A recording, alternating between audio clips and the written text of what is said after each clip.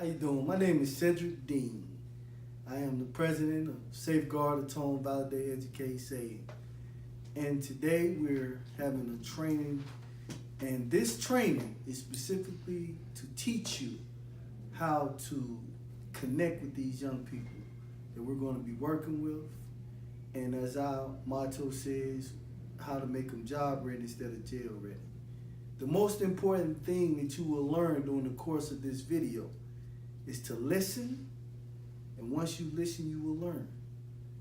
Once you learn, you will be able to lead. And we are committed to being intimate with these children and meeting them where they are at. We do not want to force the kids to rise up to our level, but we want to go down to their level and pick them up. Because for a lot of these children, if they hit rock bottom, it may just be too late. Many of you know my background. I was sentenced to life plus 5 years at the age of 22. And during the course of my 22 years and 11 months in federal prison, I saw 18 and 19 and 20-year-olds coming with life sentences in prison. I was fortunate.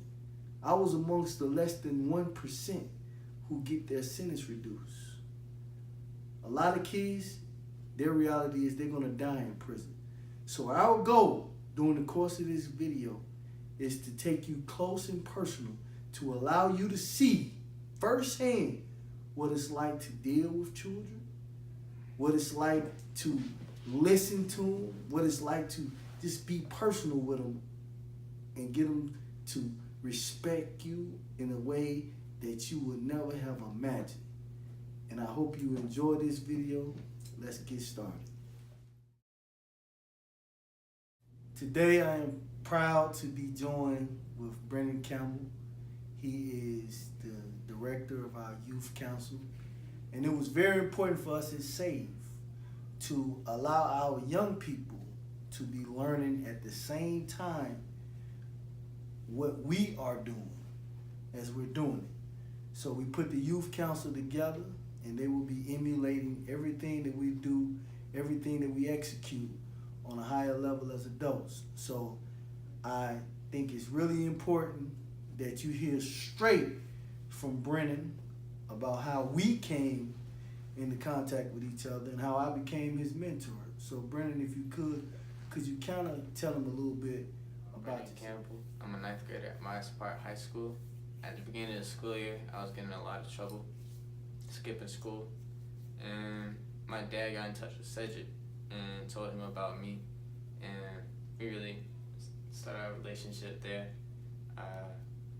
So let me ask you, when you were skipping school, right? Why were you skipping school? I didn't like the teachers and I didn't like the subjects.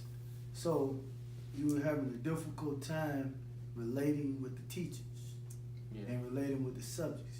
And that's really important for us as mentors to understand that we have to come and deliver our content in a way, our message in a way that is relatable and it's understandable. So when you think about, I have a Brennan right here. I am trying to teach him something. What is the best way for you to learn, Brennan? Normally when I either see it, hear it, or look at it. When you either see it, hear it, or look at it. That is our first lesson of the day. When you are putting something together for the person that you're trying to mentor, it needs to be in a way that they can actually see what it looks like. It needs to be in a way that they can hear, and not only just hear, but understand what it is that you need them to understand. And it needs to be on the level that they're on. Wouldn't you agree with that? Sure. So what do you think allows you and I to click the most? Well, first of all, like, I could tell since the beginning you weren't gonna try and like play like mentor figure. I could tell you meant business. And also, you know, it just basically in your mindset, it's just like us. You lower yourself down to us, and you're seeing eye to eye with us. So that's what it really get. And for a lot of people, you know, with Brennan, never will try to be his father because he have a really good father. But I will try to be his brother every day. Try to be like a big brother to him. Try to be family to him. Try to treat him with respect. Try to give him a choice, a voice in everything that we do. And a lot of times, as mentors, we feel that we have to be the one to show you the way that we used to do it. And it's important that we teach you how to think for yourself. So how important it is for you to be able to have a voice in the idea process, in the things that works best for a program that you want to be a part of. How important is it for you to be able to decide what you want to do? Very important because like it gives us the ability to actually decide what we're going to do. Instead of parents and the leaders always saying you need to do this, this, and this, we can actually tell the older people like we want to do this, and we find out how we're going to do it, and then we do it. And that really bothers our young people whenever they're being told, this is what you need to do. Today, you're going to go to the TV station. Tomorrow, you're going to go to the radio station. And the next day, you're going to go feed some people on the street that's living on the street, homeless people. Now, they're going to do it because they're being forced to do it. But once they're stopped and not forced to do it, they're not going to do it no more. So what is it that makes it special for you to want to come to church? Because you go to church. How many times we go to church every Sunday? Always, twice actually. We go twice. We go to two different churches, right? Yeah. And do you have do I have to call you and beg you to go to church? Nah, I Why don't not? call you because like I love hanging out with you, and plus I never really got the chance to go to church when I was little. Yeah, I just never did. So you was exposed to something. As a mentor, I exposed you something that you didn't get to experience when you was young. And that's important, that when we creating our relationships and we building a rapport with our young people, such as Brennan, we expose them to things that, now tell them about something that you exposed me to last Sunday. Oh yeah, we went hiking. We went hiking. Crowder's Mountain.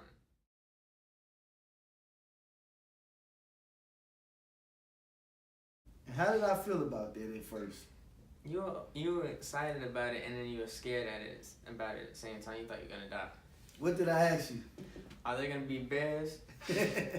and I think this is important because I had reservations, as a lot of you will have reservations about coming out of your comfort zone.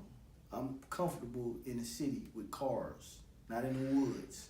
So when Brennan and Kevin took me into the woods, when I was having to climb up on a mountain that I didn't know what it would look like if I got sick or something like that, how I would make it back down because there wasn't no road to go up there, I was kind of afraid. But what I wanted to show Brennan more than anything is that it's okay to be afraid. You know, the most important thing is to actually have enough confidence in yourself to say what? Hey man, let's go. And what else I did? Didn't you give me a stick? Oh yeah, you gave him a stick. Why did you give me a stick? You needed one, man. I was tired, wasn't I? But was I afraid that I have a big ego? Nah. I told you, I said, Brennan, I need you. Did I put my hand on your shoulder? Mm-hmm. And then what you do? I helped you up. You helped me up. He helped me. I'm the mentor. So it's important that we understand in our role as mentors, sometimes there will be times that we need to put aside our pride and allow our young people to help us. Because if we really want to connect and relate to the young people, we need to allow them to collect and relate to us. So Brennan, I just want to thank you for sitting down and providing this information because it's important. And in closing, what is the most important message that you want to say to these people that are going to be mentoring the people in the program so that we could keep these young people and they will feel good about being a part of our program.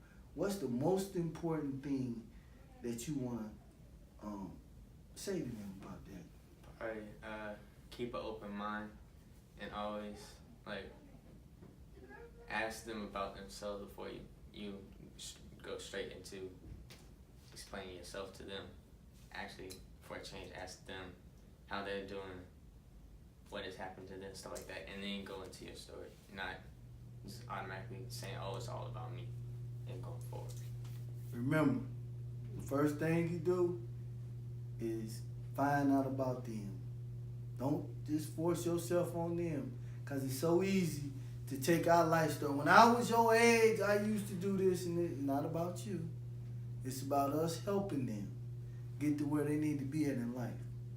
So, thank you, man. Appreciate you, man. Got nothing but love for you. And thank y'all for participating in this part of the training.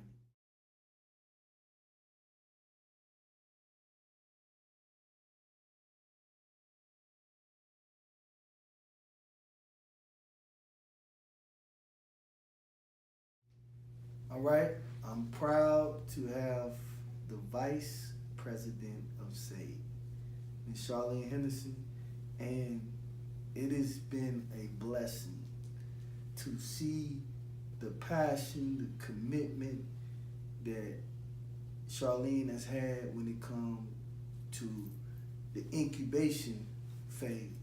Staying up 3, 4 in the morning, putting paperwork together, putting curriculums together, making phone calls.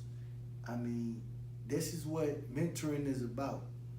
So when you think about, I want to be a mentor, what does that really look like? You got a day job. Charlene is a stylist. So she has to, in between somebody being up under the dryer, go make a couple phone calls, get on the computer, all of that. So we don't want you to just think, hey, I'm walking into this, when I get some free time. Don't work like that, because we're dealing with young people's lives.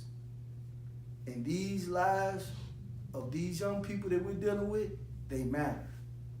So we can't just say, well, when I get some, they're not free time people that we're dealing with. They're all the time people. And they have problems all the time. And whenever they need to pick that phone up and give you a call, you need to make yourself available. That's the first thing as a mentor. And Charlene is really going to get into talking about why it's important and what she does so well when we go to Thomasboro. And we're dealing with these young men and women, children that have been abused. And the only mother figure, when your mother has been murdered or your mother has died prematurely, the only mother figure they may have is Charlene. So she does a phenomenal job. When I say phenomenal, because when we go in that school, I have to drag her out sometimes. Say, don't forget you got to go back to work. You got clients waiting on you, because these children are there. And they are there, and Charlene speaks to them in a way that she makes them call her every day. And if they don't call, she automatically knows something is wrong. And this is what mentoring is about. So I just wanted to give y'all a chance to see why she is the vice president of this organization. Well, hello everybody. I'm so sorry. Just thinking about these kids, my heart just goes out. So sorry for the tears, but they are tears of love. So my name is Charlene Henderson, as he said that I am the vice president of SAVE. I have been in a displaced area myself when I was a child, not having someone to talk to, not having anyone to depend on. And so it is very important for me to be that particular type of person for that young person who needs someone such as mentors, such as myself and Cedric. There are so many years that I have been, my life has always been about helping someone else. And as I grew up, I knew that it was very important to be that help to a young child. So being partnered up with Save, Cedric, I thank God for you, because you really, really opened my eyes to a lot of things that are going on in this city, in this community, in this world. And I'm so thankful that you are really pushing me to be the person that I need to be. So I really do want to just say that. Today I really gave my all to God and gave him the issues. I'm telling you this because I wanted to say this, probably why I was crying, but I want to let you know that I'm proud of you. I appreciate you, and I see the hard work that you the mentor that these young children need. I didn't have that. Of course, they don't have that. Well, some of them do, but the ones that don't, that's why we're here. There's so many times, I have a young man who is 17 years old now, and it was hard for me because I had went through tireless times of knocking on people's doors, making phone calls, trying to get the resources that I needed for my child, and to no avail. There were no resources. I even went to the police department, went to the sheriff department. Even though they do have programs, it was so hard for me to get in contact with these individuals. And I just got so fed up. And even in the ministry, it's hard. And I understand people have their own families and their own homes and their own situations going on. But when a child is in need, where is my brother? Are you my brother's keeper? Are you my brother's keeper? And that's what I was looking for, was for a keeper. And it was hard.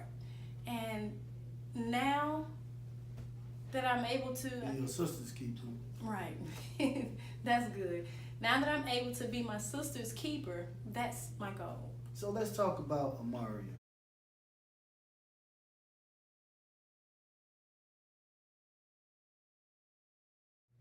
Because she is one special little girl, and it's amazing the progress that you have made with her. How bright she looks when we see her when we go into class. I mean, all of the little girls, but in particular, Amaria.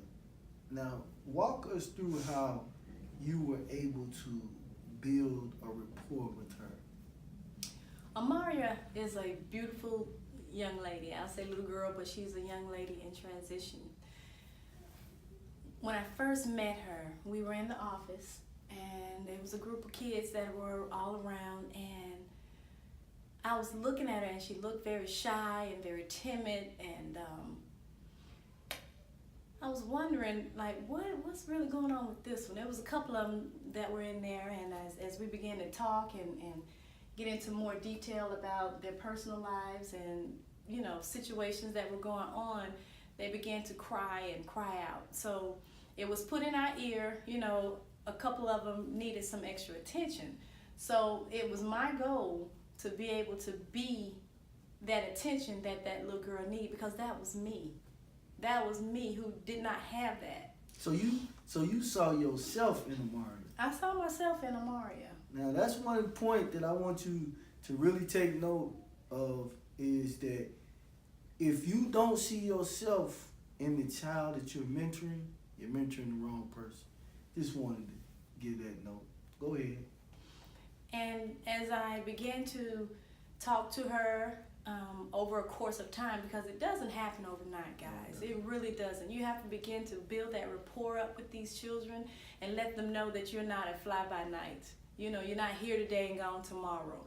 Or if you tell them something, that you're going to follow through with it, you know, because they need that in their lives. And now, when you say that, what was, because it was something that Kayla, the first thing she said to us was that I don't want y'all to come here if y'all not going to be here. I think that was something that struck both of us. Yes. And speak to that experience, the way that it was expressed to us, and why You have made it important to be there week after week and not make any excuses and not miss a week.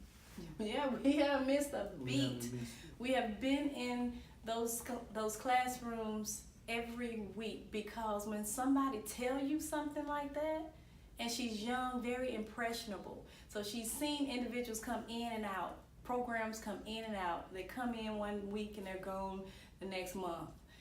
It was important to us that we made a vow to these kids to give them that stability in their lives, because that's what they're missing. They're missing some stability. They're missing that nurturing fact that somebody loved me, somebody cared enough to me.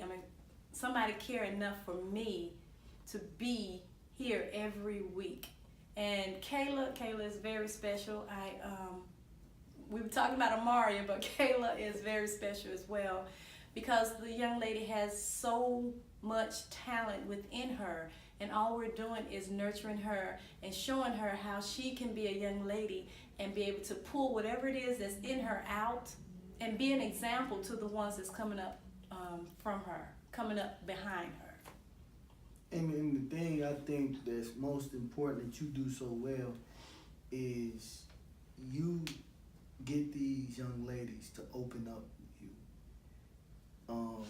When I see them, they run up, Miss Charlene, and hug you and just hold you for 3-4 seconds, like they have been in need of this hug all weekend. We wasn't there Friday, we wasn't there Saturday, Sunday. Come back that Monday, they got you like this and they don't want to let go. What is the secret when it comes to your style of mentoring? What is the secret ingredient? It's that love. It's that inner connection that you make with these kids. That stuff is not fake. They know fake when it comes to them. Believe that. And the love that I have in my heart is the love that they feel, they see, they hear. They can even touch, you know. Just a small touch from someone. Sometimes I go through the classroom and I'm not in front of the camera. I'm behind the camera. But sometimes when I go through that classroom, I'm always, you know, just making sure that they feel a touch from a hand that care. And the kids know that. And that connection began to evolve. And you can see it manifest, especially when they come and give you a hug. You ain't even expecting it. And they come and grab you or ask you a question. Miss Charlene, can I talk to you for a minute? You don't understand what that does to me. You know, that puts some love into me that I didn't have when I was growing up. And that's that piece, that core piece that I'm like, wow, this is heaven. You know, and how can you just turn your back on these kids when they're just right there in your grasp and looking at you, and you can see the love, you can see the hurt, you can see pain, you can see anguish in their eyes, and you not want to help them. You can't do it. So that's where all that come from with me. That's just it. And I think one of the key things is you are a survivor yourself. You went through abuse when you was a child, and you was able to take that and instead of it being a weakness, make it a strength. And today, when these young women see you, they see somebody that's strong. And I think it's so important that as mentors, they see something that's strong, because they run into so many elements that make them weak. And they need that strength that's passed on to them. And I think from my observation, seeing you go into the classroom, seeing that strength that you give to these young ladies, and you speak to them in a way that you empower them to be better than they are. You get them to think outside the box, and that's what mentoring is about. It's about saying, you know what? I'm not going to tell you how to be better. I'm going to show you how to be better. So I just want to say thank you. And, you know, I understand what you said to me, but we're a team, and teamwork has made this dream work. So we invite each one of you to join us as mentors so that we can continue living the dream that we had together when we started this. And we look forward to working with you, and thank you.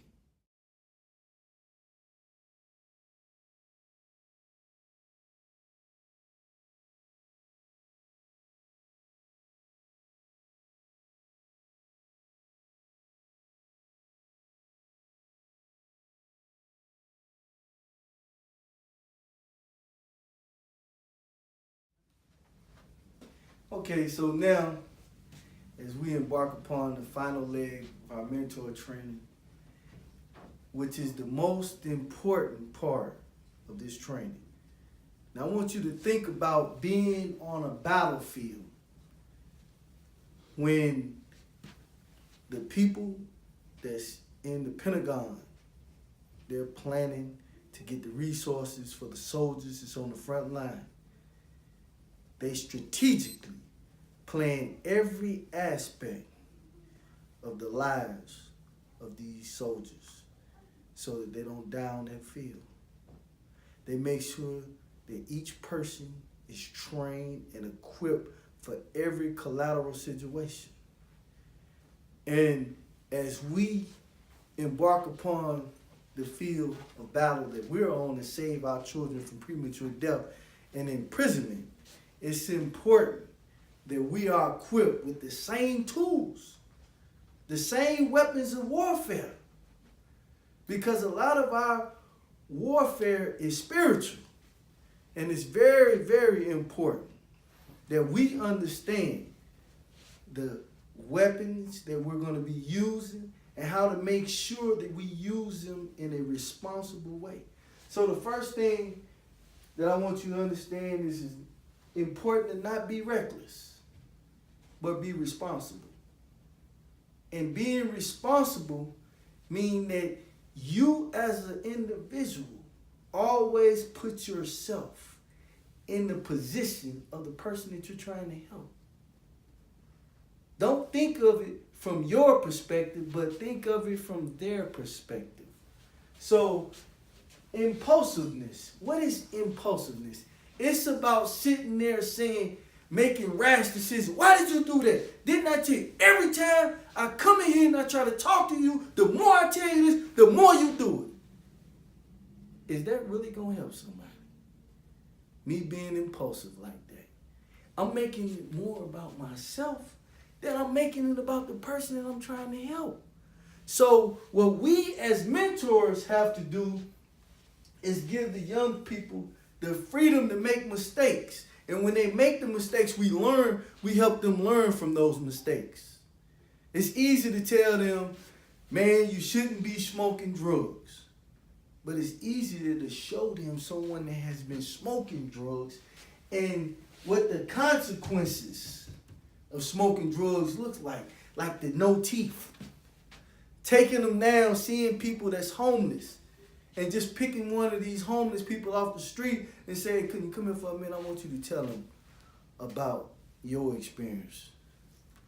See, it's a difference when they looking face to face with reality. When they look in reality straight in the eye. And that's why we as mentors, we have to make sure that we keep it to where they're having fun. But in the fun, there's a message. There's a message of hope. There's a message of wisdom to where they understand firsthand that not thinking will cause situations to get out of control. So we have to teach them how to think instead of thinking for them. It's important. So one of the things that I like to focus on is a simple 5-step process. The first thing that you must do as a mentor is always blend. You must blend in. That means that when I am talking to somebody, I'm listening to them.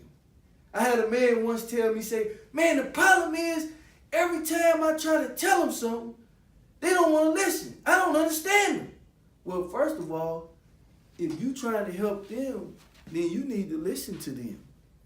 Once you listen to them, you can understand the problems that they're having. Imagine me, and I got this from The 7 Habits of Highly Effective People.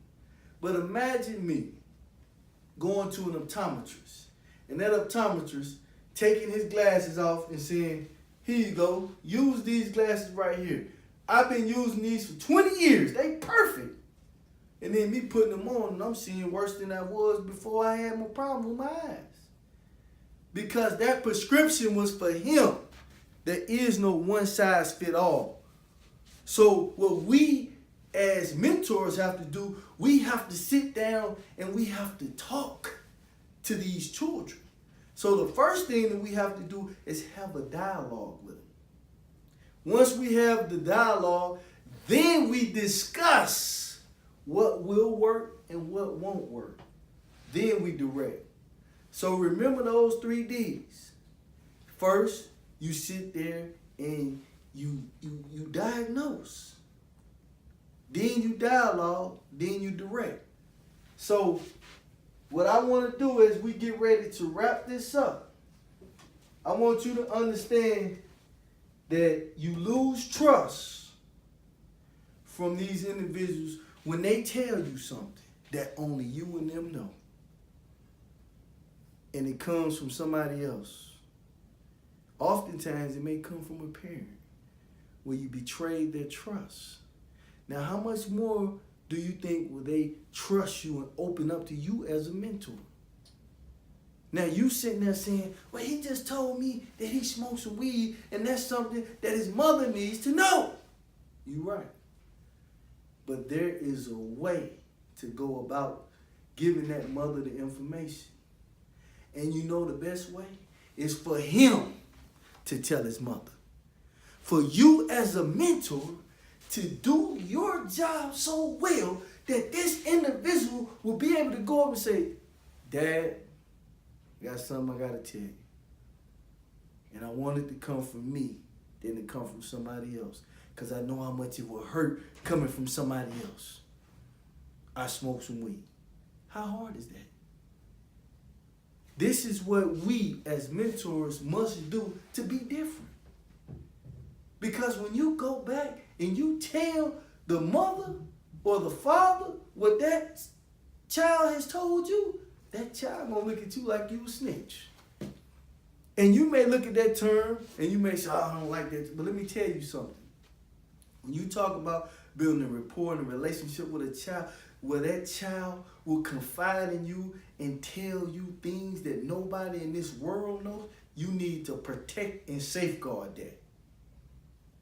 And you always help them understand why it's important that you do the right thing. And what the right thing looks like. It looks like you telling your mother or father what that is. So as I wrap this up, always remember that it's about respect.